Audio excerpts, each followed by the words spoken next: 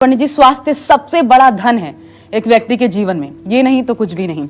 लेकिन क्या बताया गया है शास्त्रों में स्वास्थ्य को लेकर के, या ग्रंथों में क्या बताया गया है, कैसी होनी चाहिए? देखो, ऐसा है, उपनिषदों में स्पष्ट रूप से कहा गया है, शरीर माध्यम खलु धर्म साधनम। शरीर सभी प्रकार के साधन का आदि कारण है। अगर आप किसी तरह का पुरुषार्थ कर रहे हैं, किसी तरह का पराक्रम कर रहे हैं, किसी तरह की साधना कर रहे हैं, किसी तरह का कार्य कर रहे हैं, तो उसका जो साधन है ना, वो शरीर है। बिल्कुल। इसलिए शरीर को स्वस्थ रहना होगा।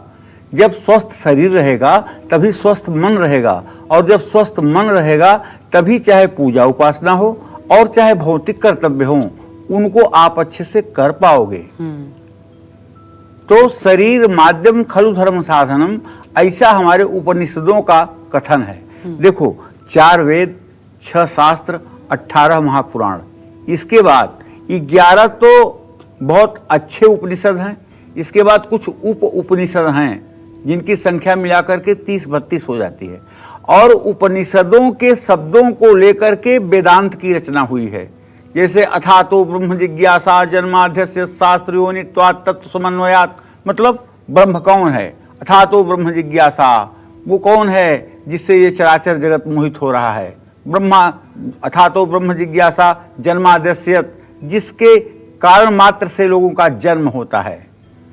शास्त्र योनित्वात् तत्व समन्वयात्, शास्त्रों से जिसके बारे में जाना जाता है, और बिना समन्वय समत्व बुद्धि के जिसको नहीं जाना जा सकता, समत्व बुद्धि करके ही जिसको जाना जा सकता है, वो ईश्वर है। अणोरणियान, जो अणु से भी छोटा है और संपूर्ण ब्रह्मांड को अपने एक रूपकूप में धारण करने वाला है, वो है ब्रह्म। तो कहने का मतलब उपनिषदों के माध्यम से हम वेदांत के सूत्रों पर जाते हैं। तो आज हम पुराणों की बात करेंगे। वेदांत क्या है पंडित जी? वेदांत है वेद का और उपनिषद का जो तत्व है, उसको निकाल करके छोटे छोटे सूत्रों में बांधा गया है। जैसे भगवान के लिए कहा जाता है अणोरणियान। अणु माने आप समझ रहे हो, मतलब अणु से भी जो छोटा है और परमाणु से भी जो छोटा है और पूरे ब्रह्मांड को जो अपने में समाहित कर सकता है, वो है ईश्वर। ये है वेदांत, ये वेदांत है। तो उपनिषद में कहा गया है शरीर माध्यम खलु धर्म साधनम, अर्थात शरीर ही सभी धर्मों यानी कर्तव्यों को पूरा करने का साधन है। इसलिए शरीर को सेहतमंद बनाए रखना बहुत जरूरी है।